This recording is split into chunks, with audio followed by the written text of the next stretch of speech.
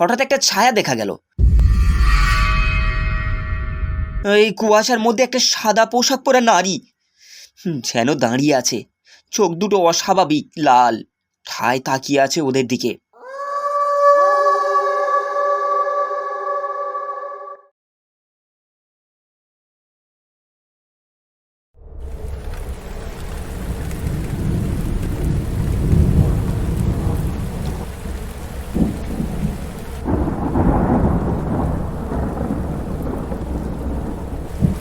বর্ষার এক সন্ধ্যায় দুই বন্ধু নিলয় আর সাগর ঠিক করলো তারা গ্রামের পাশের পুরনো বাঁধানো পুকুরের মাছ ধরতে যাবে। জায়গাটা অনেকদিন অব্যবহৃত, চারপাশে জঙ্গল গজিয়ে উঠেছে। গ্রামের লোকেরা বলে পুকুরটা অভিশপ্ত, কিন্তু ওরা দুজন এইসব কুসংস্কার বিশ্বাস করে না। সাগর বলল, এই বর্ষায় মাছ ঠাসা থাকবে পুরো, পুরনো জায়গা, বুঝতেই পারছিস, কেউ যায় না ওখানে, আমরাই মালিক আজকে ওখানে, চল। নিলয় একটু দ্বিধায় ছিল, তবে বন্ধুরা কোথায় রাজি হয়ে গেল।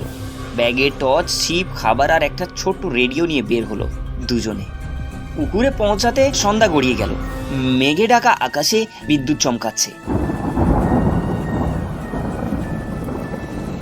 গা ছমছমে একটা পরিবেশ। পুকুরের চারপাশে কুয়াশা আর ভেজা পাতার গন্ধ, অদ্ভুত নীরবতা।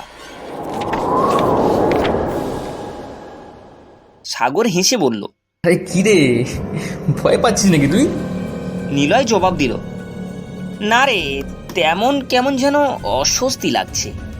ছিপ ফেলে বসে পড়ল ওরা। সময় গড়াতে লাগলো। রেডিওতে বাজছিল পুরনো একটা গান।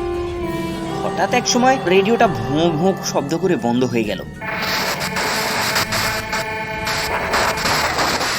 নিলয় টর্চ জ্বালিয়ে বলল, এই দেখ তো, ব্যাটারি শেষ হলো নাকি?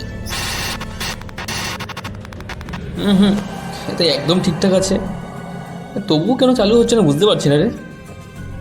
ঠিক তখনই পেছনে একটা শব্দ, ঝোপের মধ্যে খসখস শব্দ, যেন কেউ হাঁটছে। দুজনে ঘুরে তাকালো, কাউকে দেখা গেল না। সাগর মুচকি হেসে বলল, আরে ছাড় তো, শিয়াল টিয়াল হবে হয়তো, ছাড় ছাড়। কিন্তু কিছুক্ষণ পরেই আবার একই শব্দ।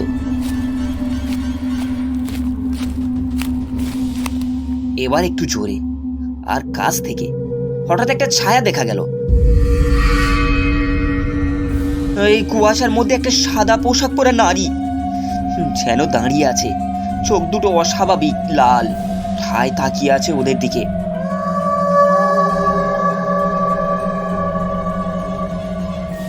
নিলয় দাঁড়িয়ে পড়ল, খাপা গলায় বলল, এই দেখ দেখ, ওটা কে? সাগর চমকে গেল। তারা টর্চ ফেলে সামনে তাকালো, কিন্তু কুয়াশার মাঝে ছায়াটা ধীরে ধীরে মিলিয়ে গেল।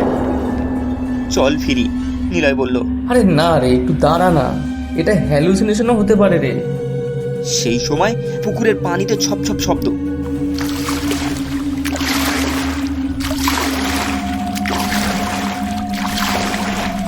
যেন কেউ হাঁটছে পানির মধ্যে, কিন্তু সেখানে তো কেউ নেই। নিলয় আর সহ্য করতে না পেরে বলল, আমি যাচ্ছি, তোকে যদি থেকে যেতে হয় থাক। সাগর এক গাঁটে দাঁড়িয়েছিল, মুখে কেমন এক অদ্ভুত স্থিরতা।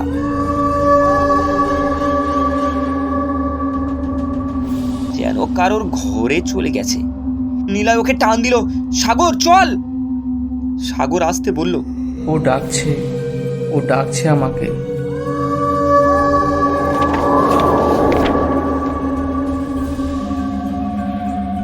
ও যে আমার অপেক্ষায় ছিল রে এতদিন। হঠাৎ সাগর পুকুরের দিকে হেঁটে যেতে শুরু করলো।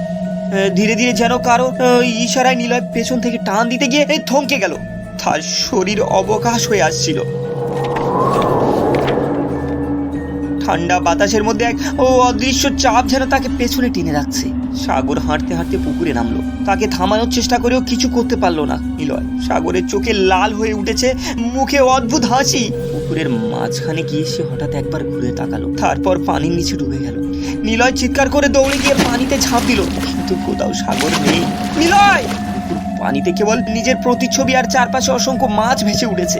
সবকটা চোখ লাল, ভয়ে আতঙ্কে কাঁপতে কাঁপতে নিলয় উঠে এলো। চারপাশে তাকিয়ে দেখলো আগে যেখানে একটা ছায়া ছিল এখন সেখানে একটা পাথরের ফলক, যার উপর লেখা, যারা ফিরে আসে না তারা আমরাই হই। পরদিন সকালে গ্রামের লোকজন নিলয়কে খুঁজে পেল পুকুর পাড়ে অজ্ঞান অবস্থায়। তার শরীর কাঁপছিল, মুখে শুধু একটা কথা, ও ডাকছিল, আমি দেখেছি, ও এখন ওকে নিয়ে গেছে। সাগর আর কখনো ফিরে আসেনি। পুকুরটা এখন পুরোপুরি বন্ধ করে দেওয়া হয়েছে। নিলয় এই ঘটনার পর থেকে আর কথা বলে না, শুধু মাঝে মাঝে রাতে জানালার বাইরে তাকিয়ে ফিসফিস করে ও আবার আসবে, ফিসফিস করে ও আবার আসবে।